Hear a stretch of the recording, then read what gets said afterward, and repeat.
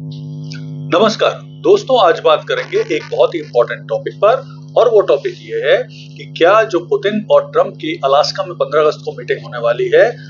उसके लिए Putin Trump को यानी विशेष तौर पर पुतिन को राजी करने के लिए भारत ने इंपॉर्टेंट भूमिका निभाई है।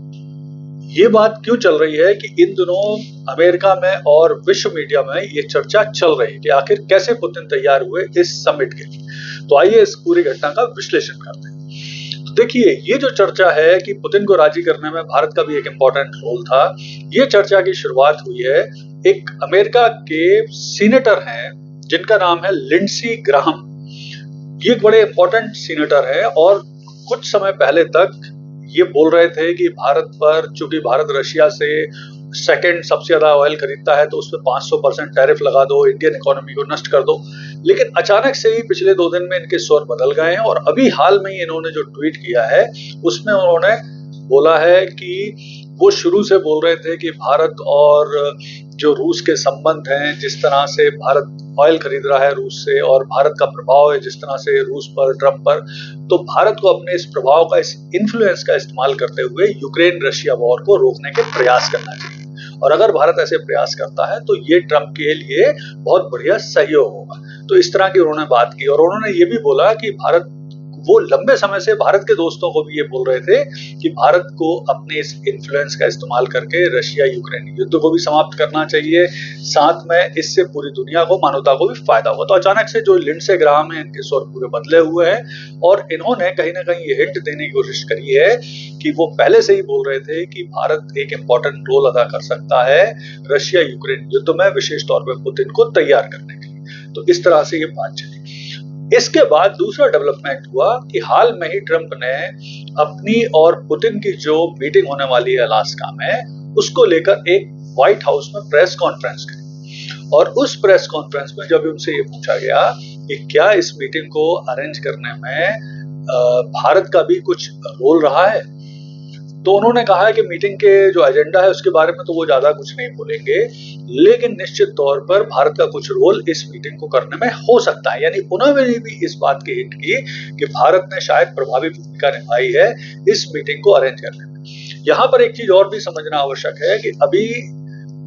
2 दिन पहले ही पुतिन और मोदी जी के बीच में टेलीफोन पर लगभग 1 घंटे तक विस्तार से चर्चा हुई और उसके पहले जो ब्राजील के राष्ट्रपति हैं लूला डी सिल्वा, उनसे भी मोदी जी की काफी लंबी चर्चा होती है। तो ये सारी चीजें इस बात का संकेत है कि शायद भारत ने अपनी प्रमुख भूमिका निभाई या इंपॉर्टेंट भूमिका निभाई है इस समिट का आयोजन को करने में। लेकिन यहाँ पर यह समझना भी जरूरी है कि क्या ये समिट वाकई हो पाएगी। अभी 4 दिन बचे हुए हैं, 15 अगस्त को ये समिट होना है, तो क्या ये वाकई समिट हो पाएगी? ऐसा मैं इसलिए बोल रहा हूं कि देखिए, यूरोपियन देश जिस तरह से स्पष्ट रूप से कह रहे हैं कि बिना जेलेंस्की को शामिल किए इस समिट का आयोजन नहीं करना चाहिए, ये न्यायपूर्ण नहीं होगा,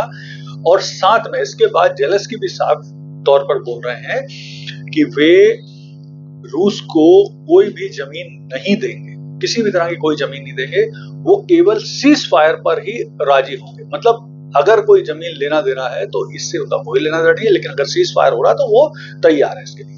अब यहाँ पर यह समझना भी आवश्यक है कि आखिर जो पुतिन ने है इस समिट के लिए या इस सीज फायर को करने के लिए अपनी क्या शर्तें रखी। तो कहा, मतलब चूंकि वो काफी कड़ी शर्तें हैं, थोड़ा सा उसको भी समझ लेते हैं जल्दी से। तो प्रमुख रूप से पुतिन का कहना है कि उन्हें ईस्टर्न यूक्रेन का पार्ट चाहिए, सेंट्रल ईस्टर्न यूक्रेन का भी कुछ पार्ट चाहिए, और ये 2 पार्ट वो अनिवार्य रूप से लेना चाहेंगे। इसके बाद उन्होंने दूसरी शर्त रखी थी कि यूक्रेन कभी भी नेटो को ज्वाइन नहीं करेगा, ऐसा उसे मतलब लिख कर देना पड़ेगा। साथ में ये भी उन्होंने बोला है कि यूक्रेन की जो सैनिक क्षमता है उसे भी सीमित किया जाए। साथ में ये भी बोल रहे हैं पुतिन की जो प्रतिबंध लगे हुए हैं रशिया के ऊपर वो सारे खत्म किए जाएं। इसके साथ उनका ये भी कहना है कि जो रशियन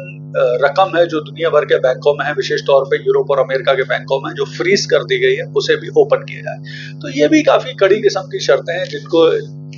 जिनको मानना आसान नहीं है अमेरिका, यूक्रेन या यूरोपियन के अन्य देशों के लिए, क्योंकि लंबे समय से चूंकि ये युद्ध चल रहा है, यूक्रेन, यूरोप के देश, अमेरिका ने काफी अपने संसाधन इसमें लगाए हैं, तो उनके लिए भी इस तरह की कड़ी शर्तें मानना आसान नहीं। लेकिन अगर कुल मिला के कुछ भी कहा जाए और ये समिट होती है, तो इस समिट में थोड़ा सा रशिया, यूक्रेन, अमेरिका, यूरोपियन देशों को थोड़ा बड़ा दिल दिखाना होगा, थोड़ा थोड़ा सभी को कंप्रोमाइज करना होगा, क्योंकि ये युद्ध किसी भी देश के हित में नहीं है। और एक बार अगर ये युद्ध खत्म होता है तो यूक्रेन, रशिया, अमेरिका, यूरोपियन देश और पूरी दुनिया और मानवता के हित में होगा। धन्यवाद।